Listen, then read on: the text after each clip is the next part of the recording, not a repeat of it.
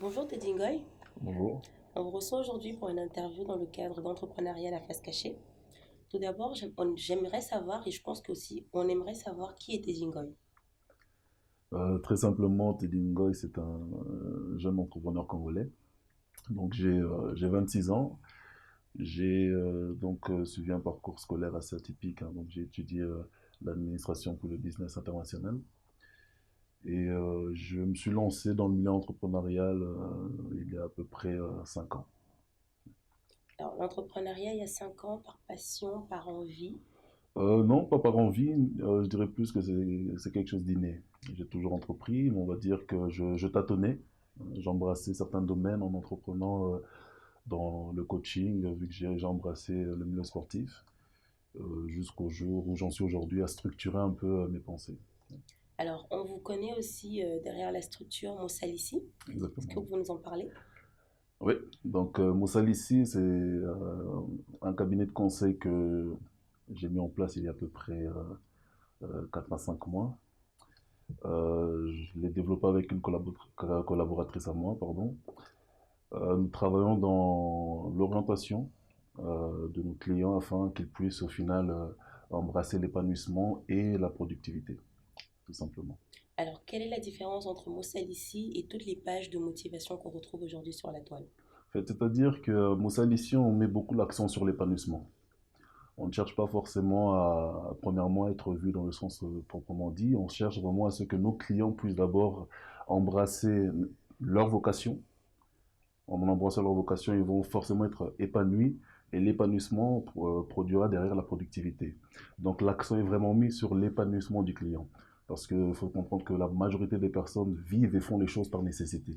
Et c'est justement là où nous, on veut intervenir pour finalement changer la donne, quoi. Alors, s'il y a aujourd'hui des gens qui ont besoin d'être épanouis, quelles seraient les premières étapes alors dans l'accompagnement de Mossalissi? Mais très simplement, pour être épanoui, il faut d'abord, je dirais, se connaître personnellement. Hein, se connaître pour premièrement se développer. Une personne qui se connaît, qui se développe, est une personne qui va finalement facilement s'épanouir. Et l'idée derrière dans ce processus, c'est que le client puisse également derrière mettre la main à la pâte, c'est-à-dire qu'on ne peut pas vivre pour elle. Donc on lui donne simplement les clés qu'il faut, et derrière, c'est à elle de mettre en pratique les conseils qu'elle reçoit de notre part. Le processus, il met à peu près combien de temps? Le processus pour aider un client à trouver finalement sa vocation est très simple, il dure pas longtemps. La plupart du temps, 10 minutes suffisent. Donc l'idée est que la personne puisse comprendre ce qu'elle sait faire et ce qu'elle aime faire. Marier ces deux éléments, elle saura facilement savoir dans quelle voie elle doit se diriger et l'épanouissement vient derrière. Une personne qui fait ce qu'elle aime, elle sera forcément épanouie. Le public africain aujourd'hui, ou alors afrodescendant dans sa globalité, est-il prêt à accueillir un concept comme celui-là? Le public africain, pardon, la diaspora a une autre mentalité que les autochtones. On va dire que c'est plus difficile à travailler avec les autochtones. La mentalité est différente, hein. Mhm. C'est un travail de longue haleine. Donc, au niveau de la diaspora, c'est assez facile. On rencontre un peu plus de difficultés au niveau de l'Afrique. Alors, quels sont les prochains challenges auxquels va être confronté Mossalissi? Le plus gros challenge qu'on a aujourd'hui, c'est justement le changement de mentalité sur lequel on voudrait travailler au niveau de l'Afrique. C'est justement aller sur place à la rencontre de nos frères, de nos chers frères, et apporter ces nouvelles idées. Donc se faire entendre, se faire écouter et puis se faire accepter, c'est pas facile. Donc il faut être convaincant, mais on va essayer de l'être. Alors, on sait que vous êtes originaire du Congo. Ça veut dire quoi exactement Mossalissi en traduction? Mossal ici veut dire très simplement celui qui soutient, celui qui apporte une aide, tout simplement. Celui qui soutient, qui apporte une aide en termes de conseils, d'épanouissement, c'est bien ça?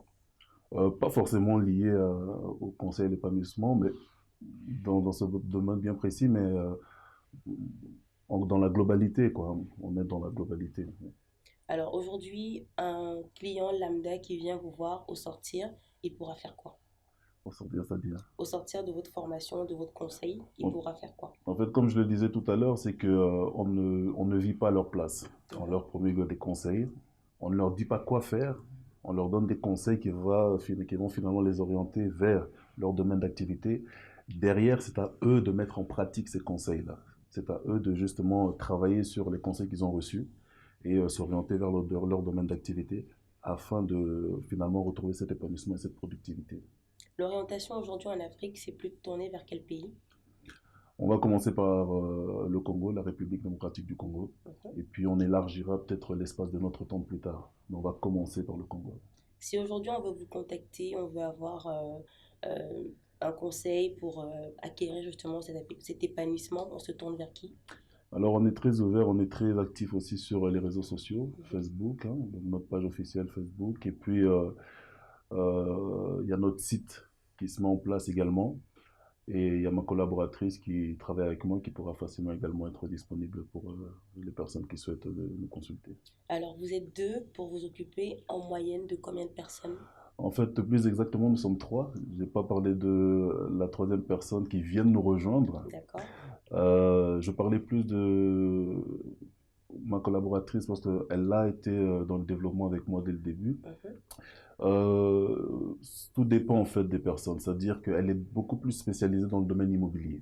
Mhm.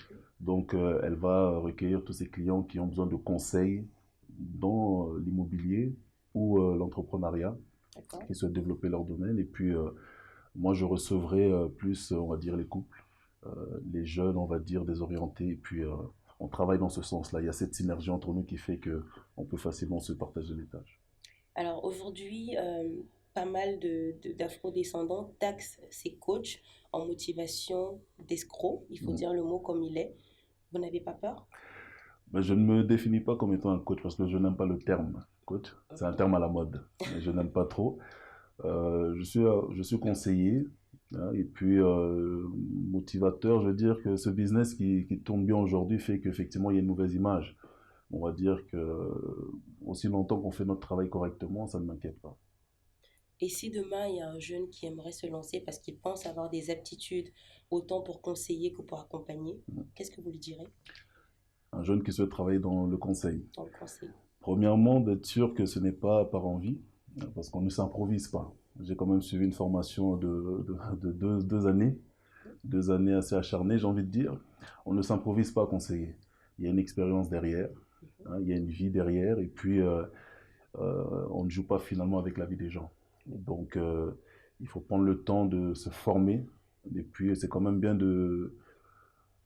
d'avoir en quelque sorte un mentor, hein, des personnes qui sont dans le domaine, et puis apprendre de ces personnes-là, et de fil en aiguille se faire son petit bout de chemin, quoi. Moselle ici aujourd'hui, c'est combien de personnes épanouies? On en a en France une trentaine. Donc après, il n'y a pas un quota, on va dire, hein. Il n'y a pas un quota, mais jusqu'à présent, depuis l'ouverture, une trentaine. Ouais. Une trentaine de personnes Ouais. en 5 mois. Vous avez des ambitions? Bien sûr, des ambitions, on en a, hein. Je pense que toute personne qui voit grand vise a des grandes ambitions, j'ai envie de dire. On a des ambitions, mais l'ambition qu'on a, premièrement, c'est l'Afrique, hein. L'épanouissement, avant d'épanouir les autres, je pars du postulat qu'il faut être épanoui soi-même. Et vu l'état de notre très cher continent, on va dire que je serais totalement épanoui quand on aurait un peu plus de liberté. Un peu plus de liberté, beaucoup plus d'épanouissement, ça va passer par là? Forcément, parce que si on va dire que l'Africain en soi n'est pas libre, il aura beaucoup de difficultés à être épanoui. Alors aujourd'hui, Moussal ici, 5 mois, trentaine de personnes épanouies. En Afrique, vous visez aussi de la liberté, c'est bien ça? Le travail fait en Afrique sera différent, parce qu'on veut travailler au niveau de l'éducation. On D'accord. veut absolument mettre la clé, on va dire, l'accent plutôt sur l'éducation, Mhm. hein, parce qu'on ne veut pas que créer de l'emploi. Donc, on va se focaliser sur les structures scolaires et puis des formations pour partager finalement cette richesse qu'on a de la double culture et pour préparer simplement, on va dire, nos jeunes frères à voir les choses autrement. Alors Teddy, votre réel impact en Afrique, quel est-il? Notre impact au niveau de l'Afrique, plus précisément pour l'instant au Congo, est le suivant, c'est que nous travaillons en synergie avec les personnes sur place. Nous récoltons leurs connaissances, la réalité qu'ils connaissent du pays. Nous récoltons cette connaissance-là et nous, de notre côté, nous apportons également l'expérience et la connaissance qu'on a pu acquérir ici afin de pouvoir faire un travail finalement commun et travailler dans cette synergie-là. Et l'impact est que ça permet aux populations sur place, ou du moins les personnes qui travaillent avec nous, à se développer plus rapidement et à étendre finalement la vision. Viser un peu d'autres objectifs, se construire sur place. Se construire sur place, oui, parce que si j'ai bien compris la question, je vois pas forcément l'intérêt pour eux de quitter l'Afrique, hein. L'Afrique est une Justement, richesse, donc c'est de leur faire comprendre que finalement l'herbe n'est pas plus verte forcément ailleurs. verte ailleurs. Donc il faut absolument comprendre qu'il faut entreprendre et leur donner justement cette connaissance-là, comment entreprendre et puis comment se développer, comment développer finalement son secteur d'activité. Toutes ces richesses qu'on a acquises, leur partager cela pour qu'ils puissent finalement travailler au niveau de l'Afrique. D'accord. Alors aujourd'hui, si on veut prendre contact avec vous sur les réseaux sociaux, vous avez dit Moussa ici Monsalici, et un site internet à venir, c'est ça? monsalici.org également. Et Teddy Ngoy sur les réseaux sociaux, il est ouvert. Très simple à contacter et puis je suis ouvert à toute discussion. Merci en tout cas d'avoir accepté notre invitation. C'est moi, merci. On vous retrouve le mois prochain pour une autre édition entrepreneuriale à face cachée.